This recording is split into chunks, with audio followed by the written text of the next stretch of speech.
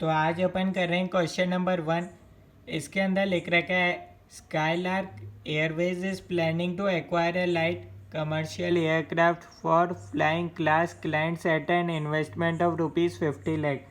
आपको total investment बता रखा है, कितना इन्वेस्टमेंट होगा, ₹50 lakh. The expected cash flow after tax for the next 3 years is as follows. ठीक है, कैश फ्लो आफ्टर टैक्स आपको बता रखा है, 3 सालों का बता रखा है, ईयर 1, ईयर 2 और ईयर 3। ठीक है, और उसकी प्रोबेबिलिटी भी बता रखी है। The company wishes to take into consideration all possible risk factors relating to airline operations. The company wants to know, first case में आपसे पूछा है भैया the expected net present value of निकालना है of this venture assuming independent probability distribution with 6% risk free rate of interest। Obviously जब इधर ये आपको 6% रेट ऑफ इंटरेस्ट दे रखा है तो अपन देखते हैं भैया इस क्वेश्चन का सॉल्यूशन कैसे होगा।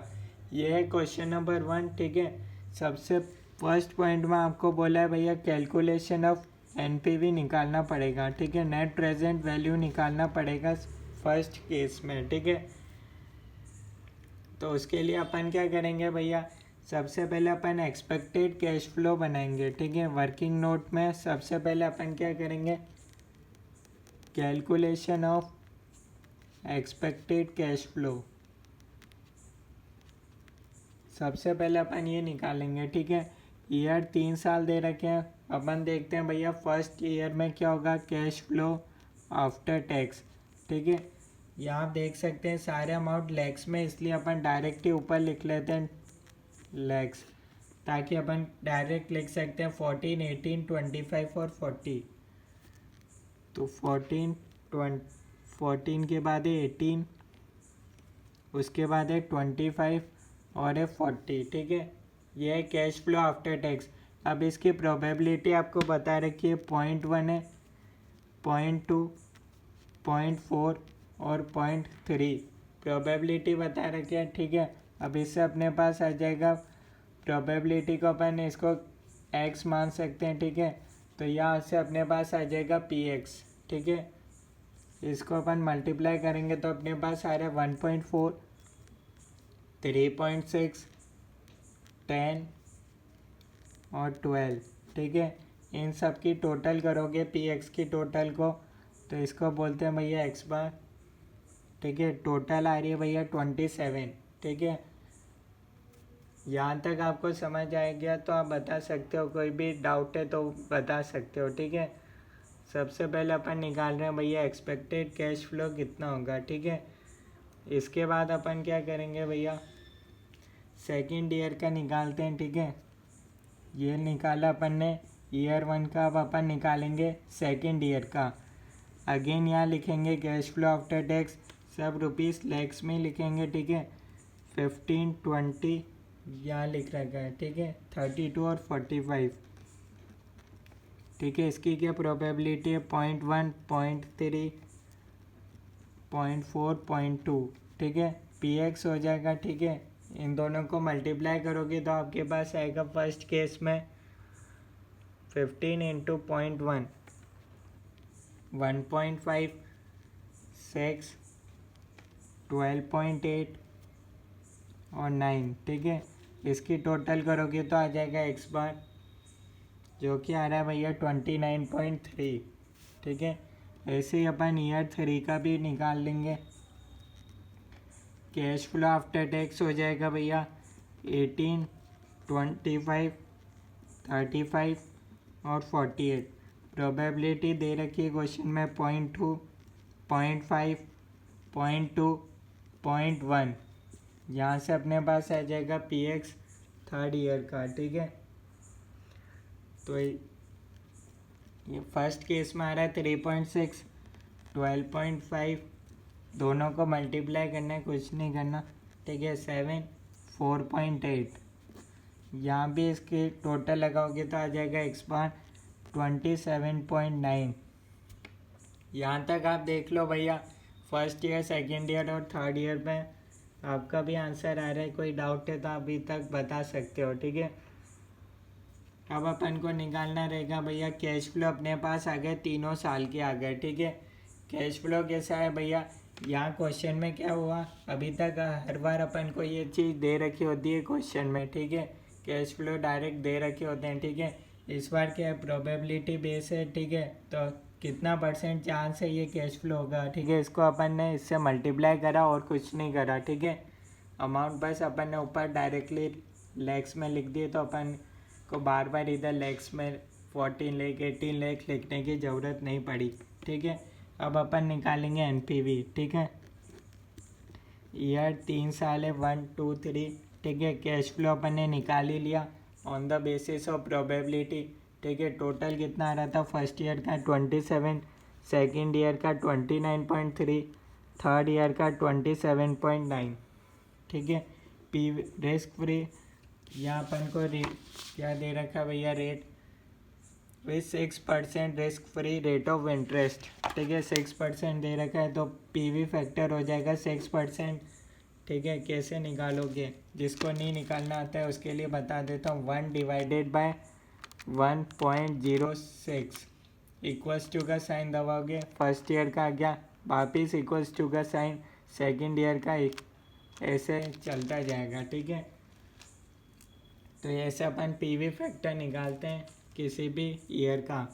यहाँ मेरे पास आ रहा है भैया, फर्स्ट ईयर का था 0.943, 0.889 और थर्ड ईयर का था 0.839, ठीक है। यहाँ से प्रेजेंट वैल्यू आ जाएगी, ये वाली चीज़ें तो आपको आती होगी, सी एंटर में पढ़े होगा एनपीवी निकालना, ठीक है। 25.461, सेकेंड में 26.04, थर्ड केस में आ रहा है 23.40। क्या कर रहे हैं, दोनों को मल्टीप्लाई कर रहे हैं तो ये आ रहा है पीवी। अब इन सब की टोटल कर रहे हैं तो अपने पास आ रहा है 74.9, माइनस कर देंगे भैया, आउटफ्लो कितना होगा, 50 लाख का आउटफ्लो होगा। ये सब अपन लैक्स में ही चल रहा था ऊपर से ही यहाँ से, ठीक है। तो अपन से 50 लिखेंगे, तो ये हो गया भैया 24.9 लैक्स, ठीक है। ये क्या निकला, NPV, present value of cash inflow minus present value of outflow, ठीक है। माइनस आउटफ्लो कर देंगे तो अपने पास आ जाएगा एनपीवी, ठीक है। फर्स्ट पार्ट में आपसे नेट प्रेजेंट वैल्यू निकालने के लिए बोला था, ठीक है। क्वेश्चन में नया क्या था भैया, on the basis of probability, ये आपको डेटा दे रखा था, तो अपन ने हर एक साल का निकाला कैश फ्लो, ठीक है। फर्स्ट पार्ट ये था, ठीक है, कोई डाउट नहीं रहना चाहिए, ठीक है। नेक्स्ट पार्ट में आपसे बोला है the possible deviation in the expected value. Possible deviation क्या होता है, स्टैंडर्ड डेविएशन निकालना है आपको, ठीक है। पहले एक बार आप यहाँ तक नोट कर सकते हैं, ठीक है, ताकि आगे कंफ्यूज नहीं होए। सेकंड पार्ट फिर अपन स्टार्ट करते हैं।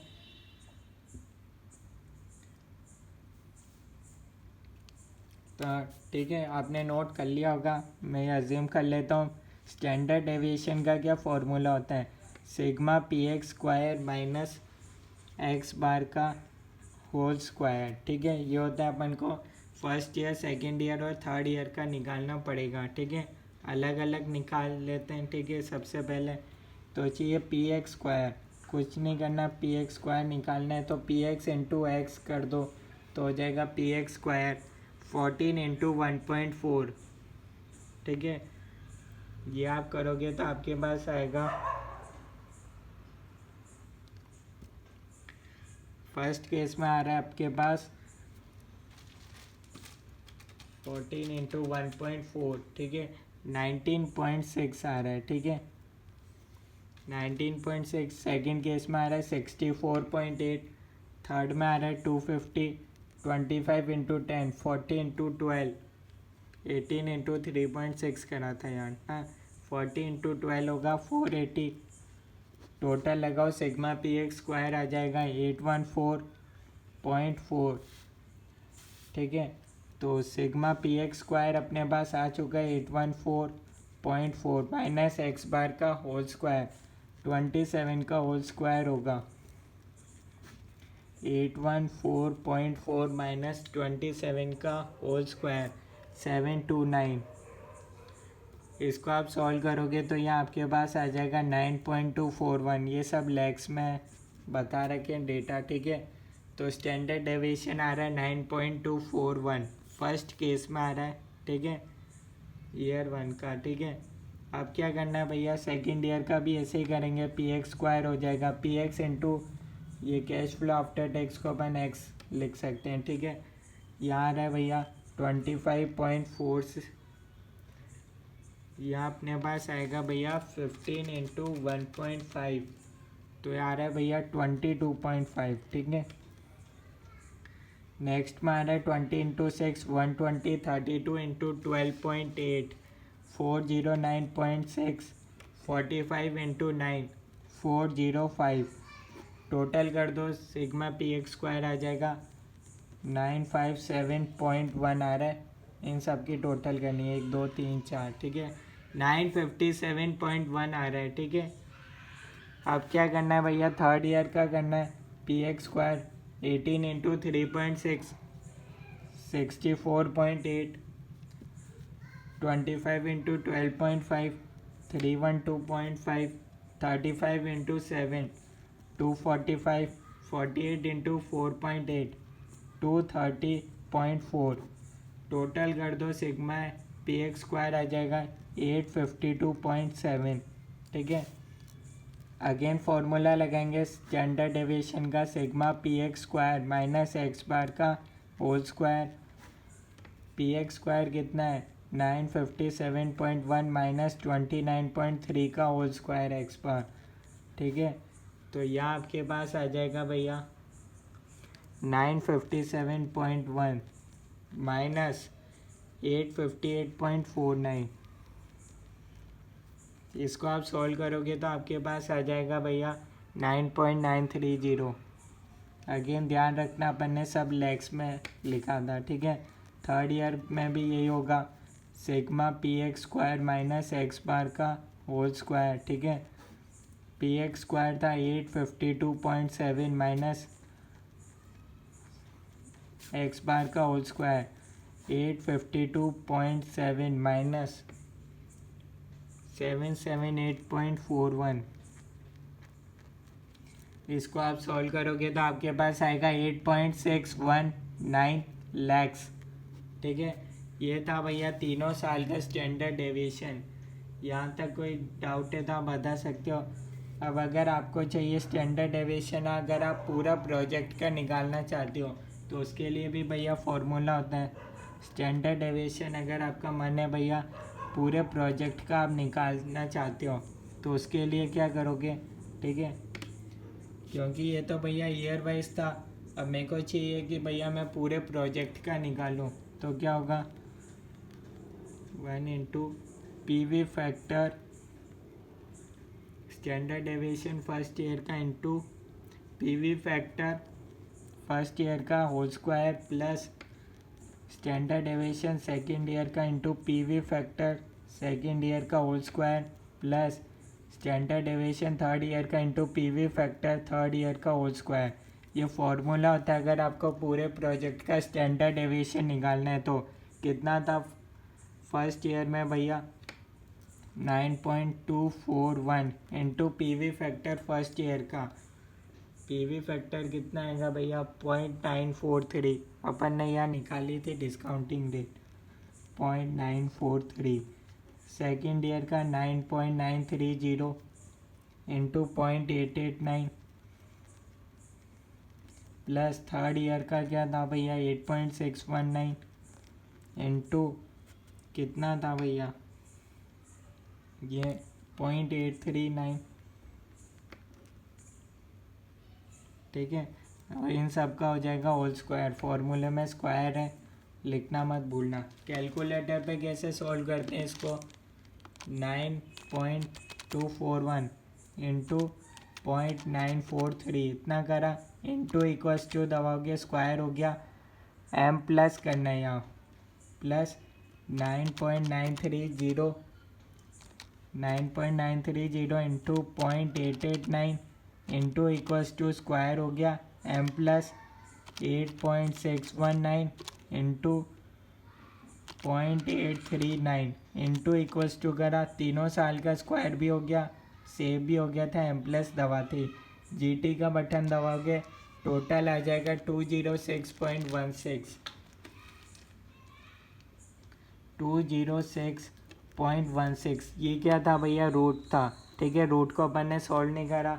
ठीक है, अब क्या करो, रूट का बटन दबा दो। 14.35 आ गया भैया पूरे प्रोजेक्ट का स्टैंडर्ड डेविएशन। सब लेग्स में थे फिगर, आपको ध्यान रखना है। ठीक है, तो ये भैया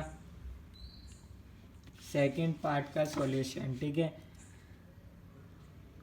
अपन ने भैया स्टैंडर्ड डेविएशन अलग अलग ईयर का भी बता दिया, पूरे प्रोजेक्ट का भी बता दिया, ताकि एग्जाम में मार्क्स कटने का कोई चांस नहीं रहे। ठीक है, थर्ड पार्ट में आपसे बोला है how would standard deviation of a present value distribution help in capital budgeting decisions.